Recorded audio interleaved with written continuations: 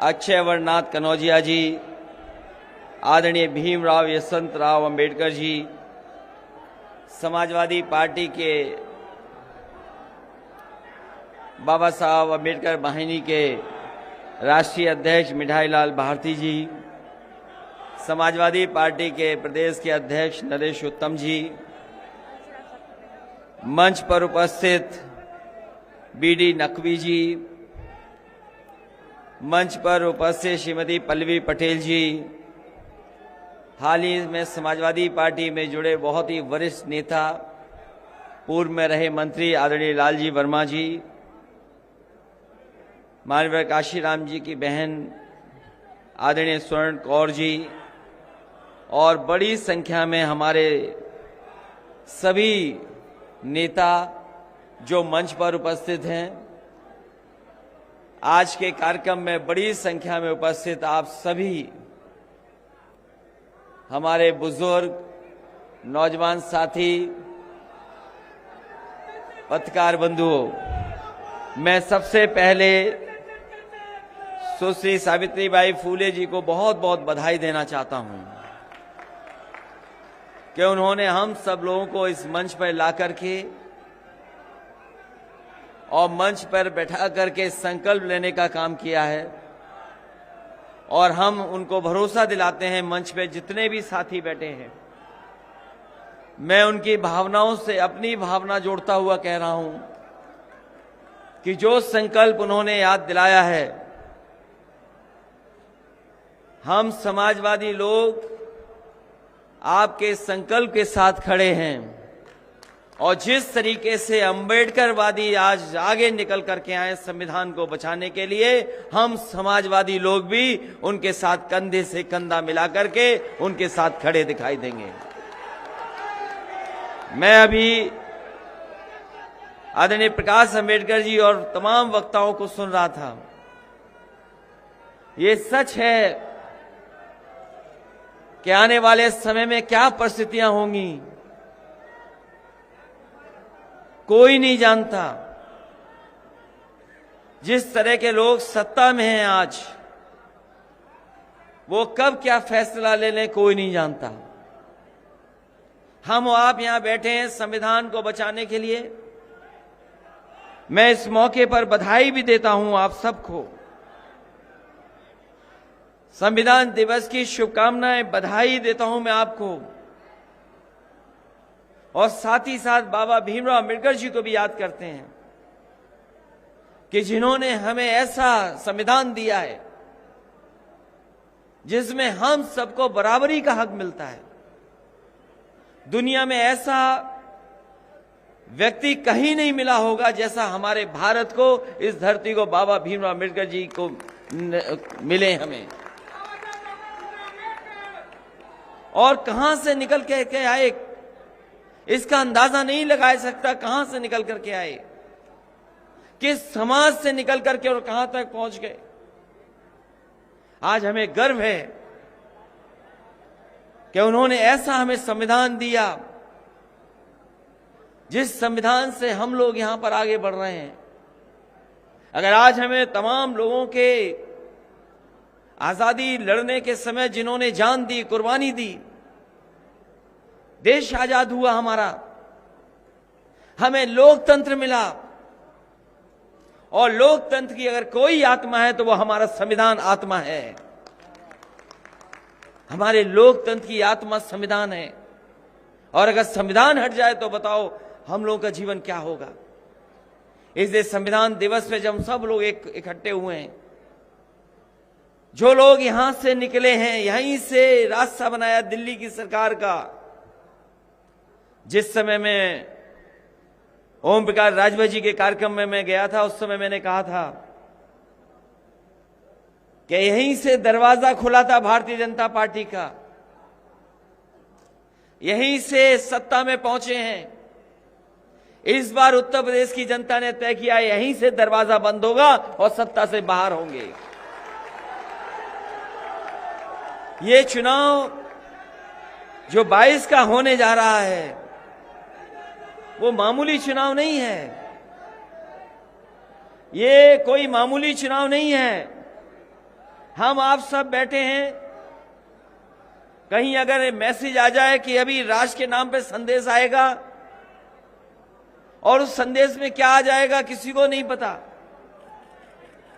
एक बार राष्ट्र के नाम संदेश आया, रुपया खराब हो गया, रुपया का पता ही नहीं लगा रुपया कहां चला गया। याद है कि नहीं याद है आपको? रात में संदेश आया और जब सुबह आंख खोल करके आपने देखा होगा तो बाजार में आपका रुपया नहीं चल रहा था। बताओ, जो भारत सरकार ने रुपया दिया हो वो रुपया नहीं चला। अगले सुबह हम सब लोग लाइन में लग गए। अब निशानी के रूप में हो सकता हमारे आपके घर में पड़ा हो। एक दिन फिर राष्ट्र के नाम संदेश आया, 3 काले कानून वापस हो गए जो पार्लियामेंट से वापस होने थे, वो टीवी के संदेश से वापस हो गए। इसलिए जो सब मंच पर कह रहे हैं लोग, उसको समझिए और जानिए कि कौन लोग हैं, किस रास्ते पे ले जा रहे हैं देश को। हमारे किसानों ने कितनी कुर्बानी दी, 600 से ज्यादा किसान शहीद हो गए, 600 से ज्यादा किसान शहीद हुए हैं। और किन के लिए कानून बन रहा था? वो किसानों के लिए कानून बन रहा था। कितनी बार पॉलिटिकल पार्टीज ने समझाया कि जो इन लोगों के लिए आपने कानून बनाया है वो नहीं पसंद कर रहे हैं, वो नहीं चाहते हैं, तो आप लागू क्यों कर रहे हो? तो सोचो सरकार की जिद कैसी थी। गर्मी रही हो, पानी वर्षा हो, सर्दी रही, न जाने कैसे कैसे मौसम आए, क्या क्या नहीं झेलना पड़ा उन्हें, किन किन चीजों का सामना नहीं करना पड़ा। कीलें लगा दी गईं, बोल्डर लगा दिए गए, आरसीसी की दीवारें चुन दी गईं, ट्रैक्टर गाड़ी नहीं चला सकते थे आप।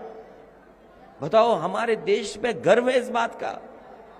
दुनिया को गर्व था हमारे देश पर कि बाबा साहब भीमराव अम्बेडकर जी ने जो संविधान दिया उससे देश चलता है। लेकिन इस सरकार ने परवाह नहीं की। 600 से ज्यादा किसान उन्होंने शहीद हो गए, जान चली गई। 600 से ज्यादा किसान, बताइए कहीं इतना बड़ा आंदोलन चला हो तो बता दो। और उत्तर प्रदेश में तो उससे ज्यादा बढ़कर चढ़ करके देखा। क्या नहीं देखा उत्तर प्रदेश ने कि गृह राज्य मंत्री के बेटे ने किसानों को गाड़ी से कुचल दिया। बताओ, गाड़ी से किसान कुचल गए थे कि नहीं कुचल दिए गए थे? पत्रकार भी की जान चली गई। ये पत्रकार साथी हैं, ये भी संविधान को बचाने के लिए निकले हैं, लेकिन कई बार इनकी मजबूरी हो जाती है। संविधान को थोड़ा सा उस तरीके से नहीं बचाते जिस तरीके से बचाना चाहिए। इनके भी साथी की जान गई। अगर कोई मदद कर रहा है तो समाजवादियों ने कहा कि किसान जो शहीद हुए हैं उनको सम्मान, उनके परिवार का सम्मान देने का काम करेंगे। और समाजवादी सरकार बनेगी तो उत्तर प्रदेश के खजाने से 25-25 लाख उन किसानों की मदद करेंगे। अभी चुनाव हुआ था, अभी चुनाव हुआ पंचायत का, अभी चुनाव हुआ पंचायत का। क्या नहीं देखा आपने, बताइए? जो जीते वो हरा दिए गए, जिन पे बहुमत था उन्हें हरा दिया गया। कहीं ऐसा हुआ होगा कि जिन पे संख्या ज्यादा, जिन पे सदस्य ज्यादा, वो चुनाव हार गए? जिन पे सदस्य 1 था, 2 था, वो चुनाव जीत गए। जो हमारी माताएं बहनें प्रस्तावक थीं, जो हमारी माताएं बहनें प्रस्तावक थीं, जो कहीं ना कहीं किसी की प्रस्तावक बन रही थीं।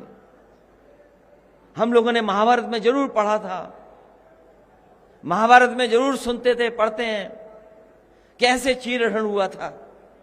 लेकिन इस समय पर जहां लोकतंत्र हो, वहां पर प्रस्तावक समर्थकों का चीरहरण हो जाए, हमारी बहन हमारी माताओं के कपड़े छीन लिए गए, कपड़े फाड़ दिए गए।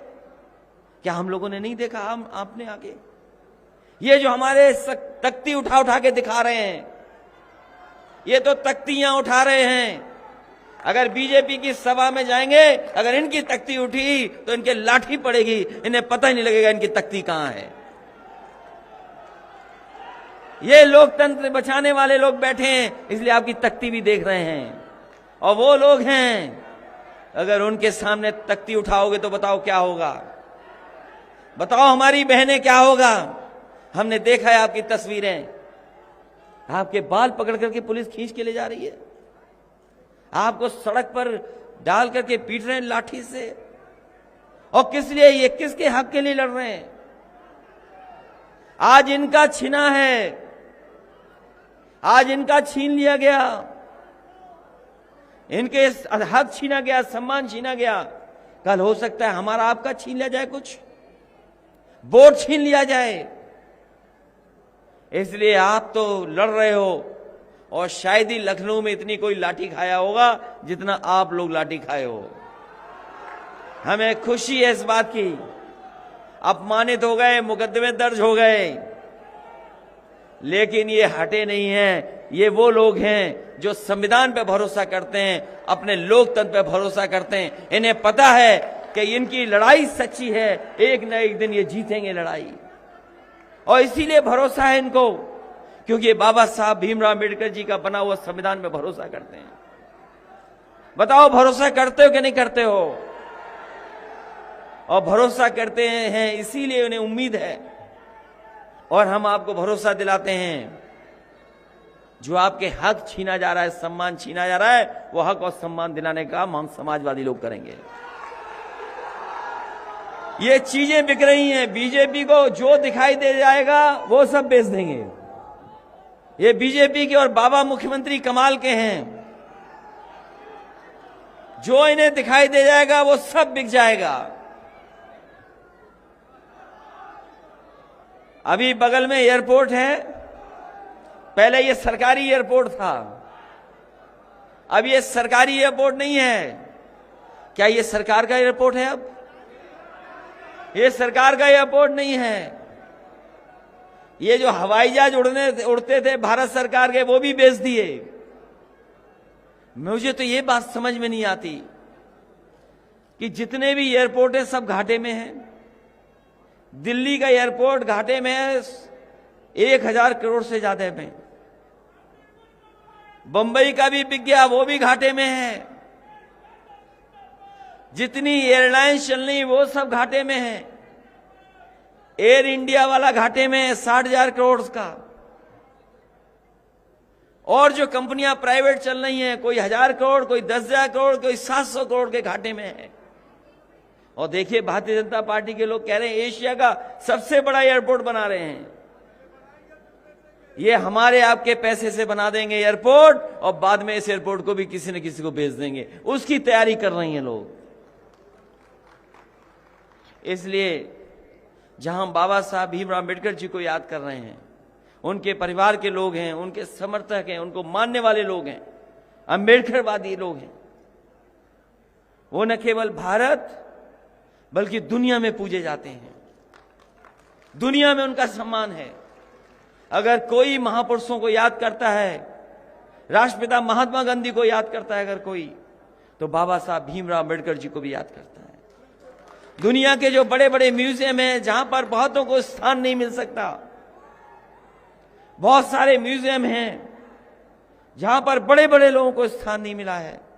अगर किसी को कार्ल मार्क्स के बगल में खड़े होने का, प्रतिमा का स्थान मिला है, तो बाबा भीमराव अम्बेडकर जी को मिला है।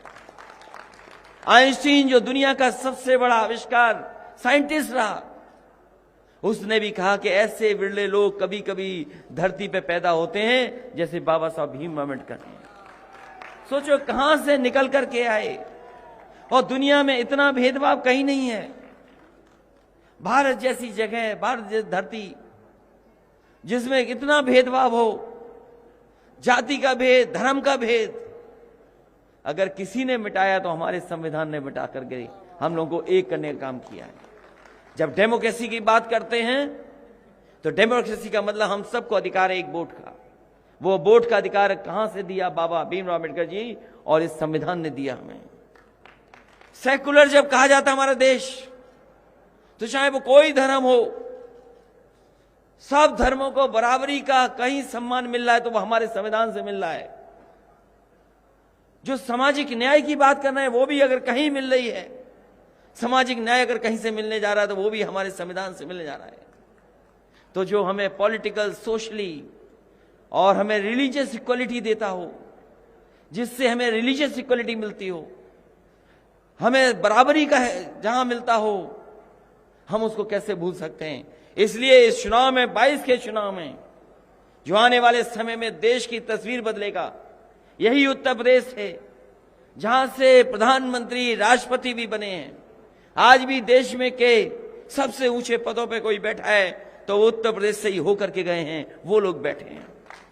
अगर उन्होंने संविधान की सम्मान नहीं किया है, अगर जनता को दुख दिया है, लोकतंत्र में जो जनता को दुख देता है, समय आने पर जनता उनसे हिसाब किताब करती है। इसलिए जनता ने फैसला किया है कि इस बार भारतीय जनता पार्टी का सफाया होगा।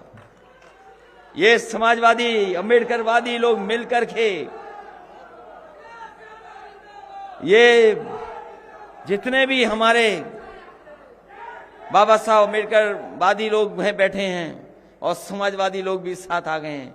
हमारी तो कोशिश थी, एक बार बड़ी कोशिश की थी कि विचारधारा एक आ जाए, एक हो जाए, और वो कोशिश नई नहीं थी। जिन्होंने इतिहास पढ़ा होगा वो जानते होंगे कि बाबा साहब भीमराव अम्बेडकर जी के साथ डॉक्टर राम मनोहर लोहिया भी साथ जुड़ करके काम करना चाहते थे। वो सपना पूरा नहीं हुआ। फिर हम लोगों ने एक बार कोशिश की, वो सपना पूरा नहीं हुआ, लेकिन हम लोगों ने उम्मीद नहीं छोड़ी है। 22 में वो सपना पूरा करने का काम हम सब लोग मिलकर के करेंगे। इन्हीं शब्दों के साथ संविधान दिवस की हम बधाई देते हैं, आपको शुभकामनाएं देते हैं और बाबा साहब भीमराव अम्बेडकर जी को याद करते हैं। उन्होंने हमें ऐसे संविधान दिया है जहां हमें बराबरी है। साथ ही साथ सुश्री सावित्रीबाई फूले जी का मैं धन्यवाद देता हूं। मैं विशेष धन्यवाद आदरणीय प्रकाश अम्बेडकर जी का देता हूं, जो चल करके हम लोगों का मनोबल बढ़ाने के लिए आए हैं। आदरणीय भीमराव यशवंतराव अम्बेडकर जी का भी धन्यवाद देते हैं, जिनके आने से कहीं न कहीं हम सब लोगों का सम्मान हुआ है। इन्हीं शब्दों के साथ एक बार फिर आप सबको बहुत बहुत बधाई देते हैं, इस उम्मीद, इस भरोसे के साथ कि आने वाले समय में आप लोग नीचे रहे, संविधान को बचा करके लोकतंत्र को बचाने का काम करेंगे। बहुत बहुत धन्यवाद और बहुत बहुत सभी साथियों से विनम्र निवेदन है कि कृपया मंच से नीचे रहें। ये सुरक्षा का मामला है, क्योंकि आप सब लोग भी इसी विचारधारा के फॉलोअर हैं, तो आप सभी से निवेदन है कि सुरक्षा के इस जो वो है उसको मत भेदिए, और इस पर सुरक्षा का मामला है, प्लीज आप लोग जो है कोऑपरेट कीजिए।